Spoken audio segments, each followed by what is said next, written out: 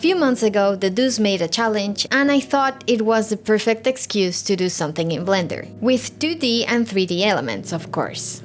After understanding the guidelines, I did some sketches. I wanted something cute and simple. I explored some Da Vinci-inspired designs, but I didn't want to think too much about it, and I kept going back to the initial design. Then I used the templates provided by Dédouze and did the final concept digitally to use as a reference in Blender.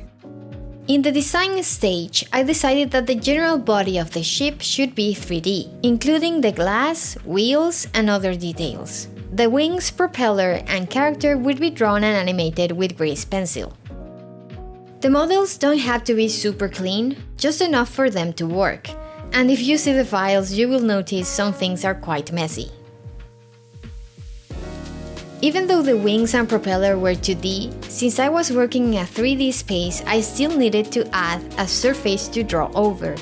I think I say this in all my grease pencil videos, but if you're drawing in 3D, you need a surface. In this case, plain meshes are enough, and I am eyeballing the shape and placement for now.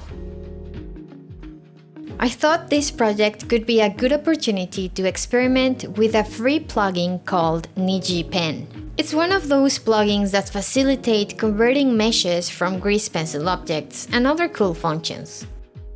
So I started doodling the details of the ship and converting them into meshes.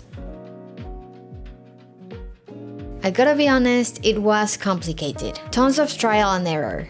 But I guess that's the point of experimenting. Now it was time to give the models the 2D look. For the ship's Lineart, I used the solidify plus back face culling method. Link in the description for a tutorial on this. And of course we need the toon shader. I added a sunlight and tweaked the colors to follow the art direction Dédouze specified. For the details on the ship, I used the Lineart modifier, and it turned out quite messy because the meshes were messy. I decided to move forward and clean the lines as I progressed on the artwork. For the glass shader, I wanted a simple, big, white reflection, super cartoony. It took a while, but I found a great tutorial with exactly that. The link is in the description as well. Time to draw with grease pencil. I drew some extra lines on the ship and where the wings would attach. I wanted this to be 3D, but it was getting complicated, so I decided to draw it. For the propeller, I had to make invisible the plane that I used to draw over. I think I used the glass shader that I had. This plane won't be rendered, so it was just in the meantime. I drew in a frontal view of the plane while checking how it looks from the camera, because that's the one that matters. For the character, I did a rough pass in Blender based on the concept from my sketchbook. The character is placed in the middle of the ship. Since it's a 2D plane, the next step was to divide the elements and bring them closer to the camera, like for the right arm and half of the hair, or farther away from the camera, like for the left arm. And then I did a clean pass.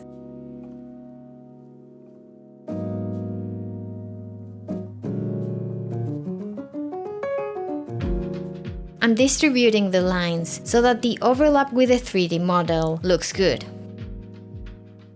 With the layers arranged correctly, it was time to animate. I did a hand-drawn loop animation for the parts the wind would move, like the clothes and hair.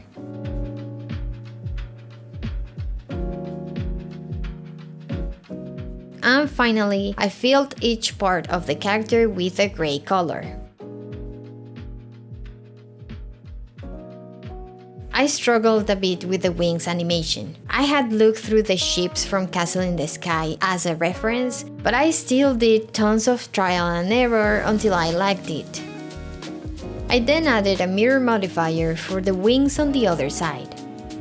For the propeller spinning, I animated the internal part by hand, but for the line on the edge, a noise modifier made the effect automatically.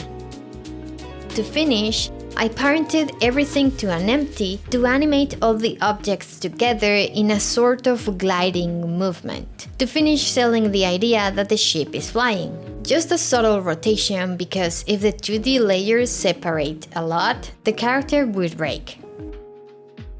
And this is the result.